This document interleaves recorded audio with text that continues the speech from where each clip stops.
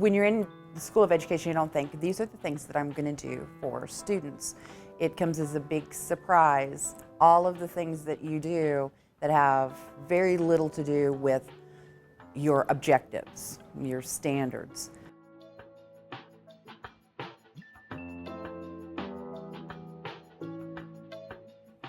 When people ask me what I do, one of the first things I say is, well, I teach, and they always ask, what do you teach? And I tell them I teach how to get along. And then if we have time, I teach a little bit of science. Especially at the middle school level, there's so many social things that the kids need advice on. Oftentimes we're the only stable adult in their life that they can talk to these new feelings and thoughts and crises that they have, that oftentimes we're more of a mentor than a science teacher or a language arts teacher or history teacher.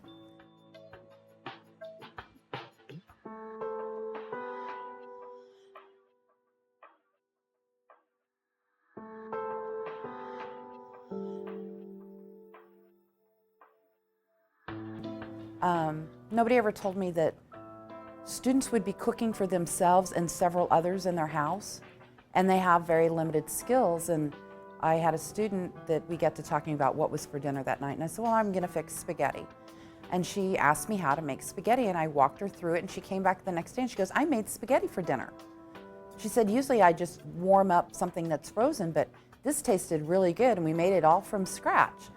And I said, did you have the stuff at the house? She's like, no, we walked to the grocery store and I followed your instructions and we got everything we needed.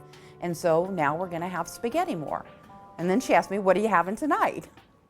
So there was several times where she would ask me what I was gonna have for dinner that night. And even if it wasn't something we were really gonna have, I kind of had a list of recipes that she could follow that I knew that she would be able to do on a budget and be successful with, that were fairly nutritious and would feed the whole family.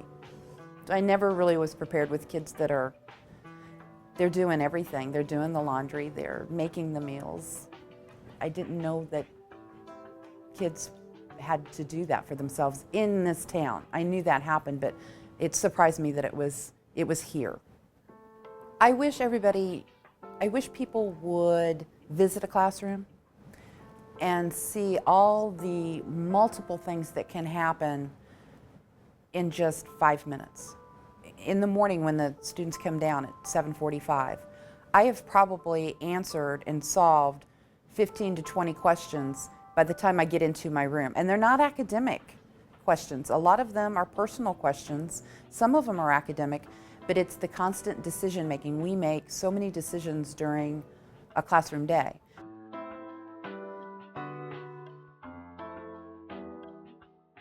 It's totally interactive, it's totally on your feet, it's busy, it's hectic, it's stressful, it's worth it, but it's not what people have in their minds.